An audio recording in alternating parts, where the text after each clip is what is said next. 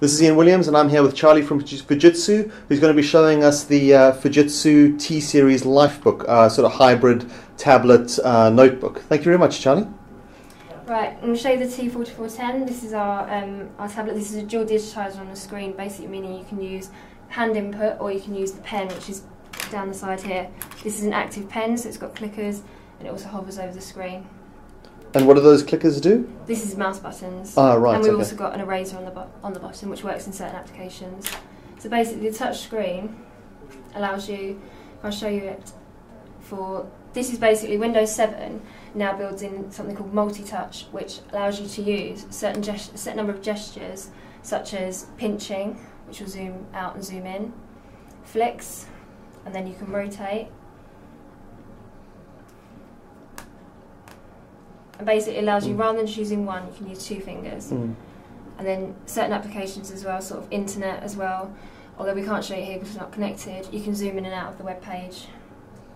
Right, yeah. Which is much more useful when you're on the road, if you want to zoom in and zoom out. Basically, you can also type on the screen. If I tap the address bar,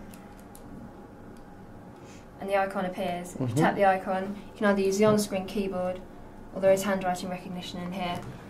And if we type,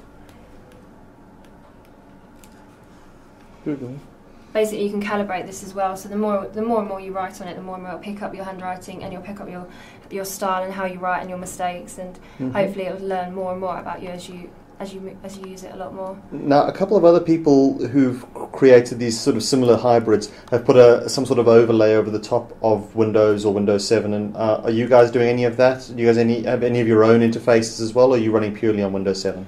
I don't believe we do. No. Okay. I think we use the Windows 7 basically. But I'm trying to think what else we've got on the actual unit itself. When you flip it round, it's got an extra hinge here which flicks around and locks the screen down. Right, okay, so it holds everything in place. It holds everything in place, it doesn't get in the way, and it locks it down so you don't ever, if you drop it, it doesn't damage or anything. Basically the screen flicks around here, you've got a set of function buttons here, and you can change the orientation of the screen as you want, and it'll flick around. And these function buttons are also configurable to your own needs. Right. The screen's dual hinged, so it'll go around both ways, which also means it's less likely to break, because if you can turn it both ways, obviously you won't ever keep turning it around. Indeed. And how much does this weigh? I mean, if somebody's going to try and carry this around in the cradle of their arm whilst trying to use it?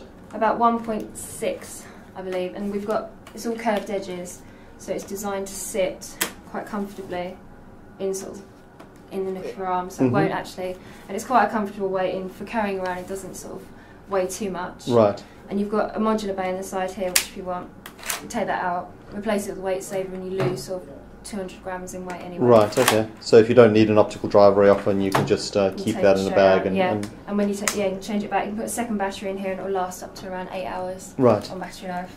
And can you go through some of the other specs of this particular model?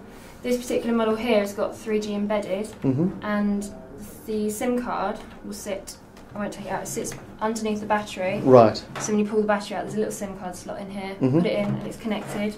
We've got our own software called 3G Watcher, which will find your phone network and connect and keep you connected to whatever network's closest.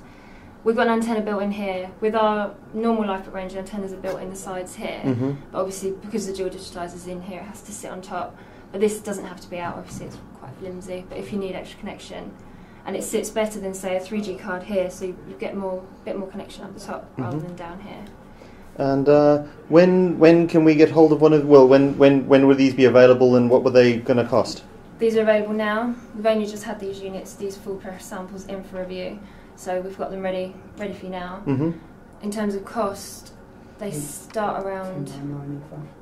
So 10.99 in. Right. Okay. So about £1,100. Yeah. Okay. And we do have a consumer version called the T4310, which basically just misses. It doesn't miss certain features, but it doesn't incorporate certain security features that we would on here. Say we've got fingerprint sensors, we've got ATP, and we've got TPM modules, which we might not use them in the consumer versions. And we also use, say, a Celeron processor as opposed to a Centrino. Right. And that will mean bring the price point down, and it can also be for consumer markets. Excellent. Well, thank you very much for that, Charlie.